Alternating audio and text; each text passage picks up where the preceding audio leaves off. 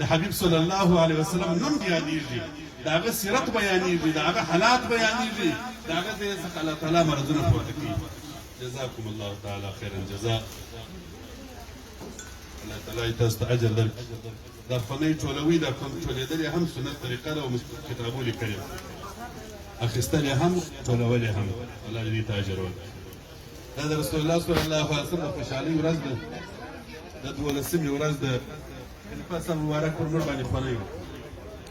زه خپله د 12مې په ورځ پیدا سوی یم او د دوشنبې په ورځ پیدا سوی یم. نن دوشنبه هم ده، 12 هم ده. او د خلیفه صاحب د میلاد د برکته اوس دلته په میلاد کې ناست وم، ټلیفون راغلی چې زوی مې پیدا سو. هغه هم په دوشنبه او په میلاد دواړه برابر سو، ځکه یې خونۍ راباندې وکړه. الله تعالی دې رزق قبول کړي. الله تعالی دې